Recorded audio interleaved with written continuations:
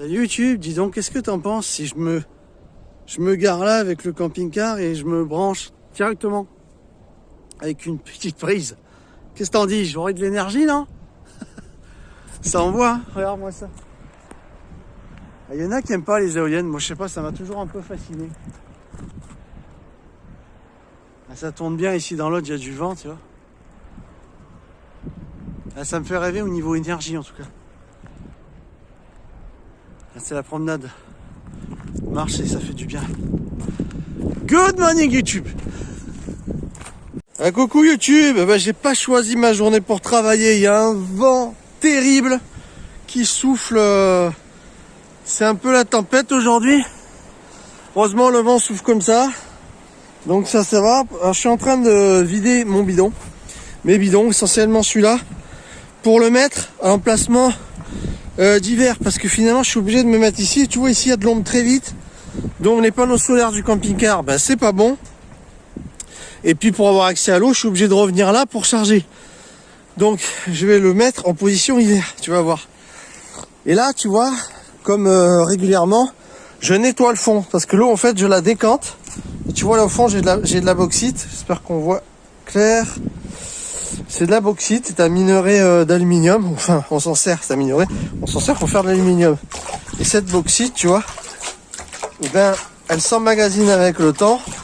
Et il faut nettoyer souvent le bidon pour que ça soit nickel. Et que j'ai de l'eau propre en surface. Parce que sinon, c'est pas bon pour ta pompe. Alors bien sûr, quand j'aspire jamais au fond, tu vois. Je suis toujours en train d'aspirer le haut. Et là, tu vois, je fais en sorte de faire partir. Ça se nettoie un peu en remuant comme ça. Alors ça c'était plutôt difficile quand j'avais une grosse cuve. J'avais une 1000 litres mais on me l'avait volé. Pour ceux qui ont suivi depuis longtemps, on me l'avait volé, mais c'est vrai que c'est plus facile de nettoyer des bidons de 300 litres quitte à en avoir plusieurs. Alors moi je me débrouille avec ça, hein. J'en ai un autre là. Celui-là c'est un 100 litres.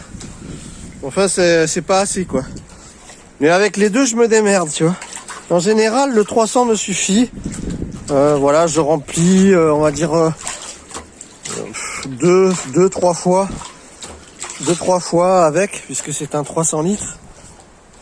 Mais dès que j'arrive vers le fond, j'aspire pas, donc je remets.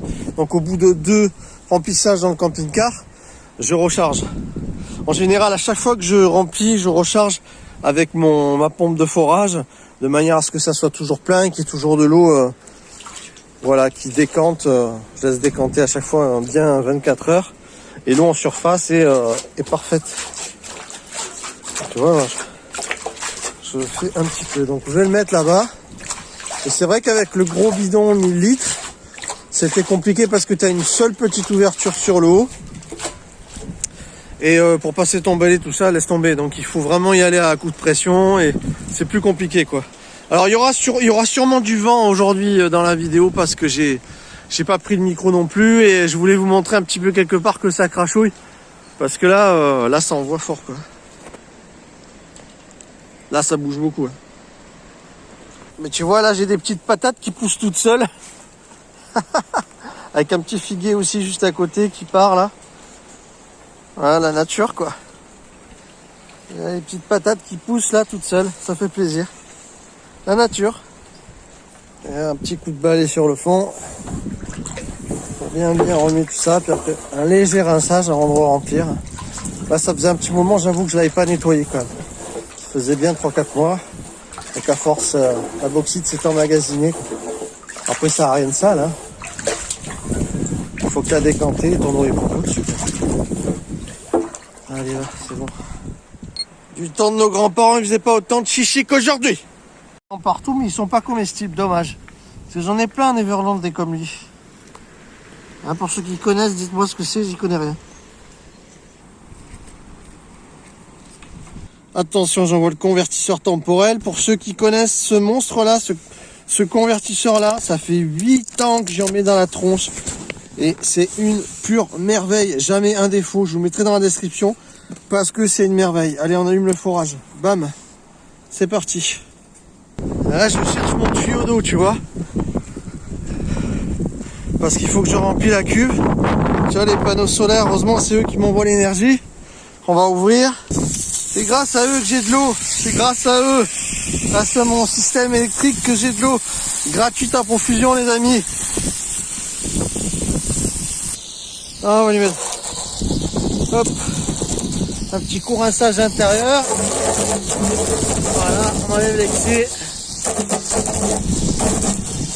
Voilà, on commence à remplir. Il y a particulièrement en ce moment justement un peu de bauxite qui sort pas mal, mais enfin, il est relativement clair. De toute façon, on va la faire décanter. C'est parti, on remplit. Alors en général, quand j'enlève les bidons, t'as vraiment de la vie. Regarde là, t'as tous les fourmis. Les pauvres, je les ai un peu mis à l'air. Mais c'était abrité. Et je vais leur mettre un truc pour qu'elles soient bien. Une petite plaque ou quoi pour les cacher. Et tu vois, il y a énormément de vie. Si je laisse comme ça, les petits oiseaux vont se régaler. Et les petites fourmis sont un petit peu embêtées. Ouais.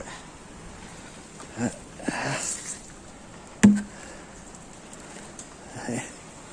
Poser un petit truc, quelque chose en attendant. Bon, je vais plutôt mettre ça, c'est plus... c'est un truc qui est en nylon, donc c'est hermétique et tout. Et puis l'autre, je vais m'en servir pour fermer le bidon. Alors, ça les protégera un peu, quoi. Hop. Mettre ça parce qu'après, le tuyau va vouloir sortir. En attendant. Et après, j'ai plus qu'à mettre le port juste là, tu vois.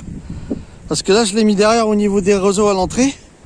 Et c'est même pas la peine. Donc, il y a trop de vent d'ailleurs. Parce que là, justement, le petit bois à droite, il abrite du vent. Donc, c'est important. Et cet endroit, c'est l'endroit le plus exposé au soleil l'hiver. Donc, c'est vraiment intéressant pour moi.